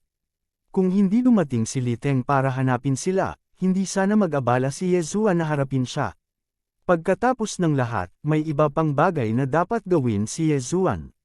Gayunpaman, kung si Li Teng ang mismong hahanapin sa kanila, hindi mag-iisip si Yezuan na paalisin siya. Pagkatapos maghiwalay, tinawag ni Yezuan si Liu Teneng at naghanap ng lugar na makapagpahinga. Alam mo ba kung bakit napaka-irreconcilable ng Burning Sun Hall at Absolute Yin Palace? Tanong ni Yezuan. Magkapatid daw ang founder ng Burning Sun Hall at Absolute Yin Palace. Nang maglaon, dahil sa ilang bagay, bumuo sila ng 2 faction. Si Kuya ang nagtayo ng Burning Sun Hall, habang ang nakababatang kapatid ay nagtayo ng Absolute Yin Palace. Sagot ni Liu Teneng. Matapos marinig ito, nagulat si Yezuan. Magkapatid, napakahalaga sa kanya ng impormasyong ito. Kung gayon ang yin-yang ancestor ay tila kombinasyon ng magkapatid. Tumaas ang isang kilay ni Yezuan. Gayunpaman, ang mga nagtatag ng Hall of Incinerating Sun at ang Palace of Absolute Yin ay 2 magkaibang tao. Kung gayon, alam mo ba kung ang mga nagtatag ng Burning Sun Hall at Absolute Yin Palace ay buhay pa? Tanong muli ni Yezuan. Hindi rin ako sigurado. Gayunpaman, ang ating Hallmaster ay ang alagad ng tagapagtatag. Umiling si Liu Teneng. Sige, naiintindihan ko. Pwede ka munang umalis. Tumango si Yezuan, pagkatapos ay hinayaang umalis si Liu Taining mag-isa. Dahil naramdaman niyang malamang na darating si Li Teng. Oo, sagot ni Liu Teneng at diretsyong umalis. Para kay Yezuan, tahimik siyang naghintay sa lugar. Gaya ng inaasahan, kalahating oras pagkaalis ni Liu Teneng, sa wakas ay hinanap siya ni Li Teng.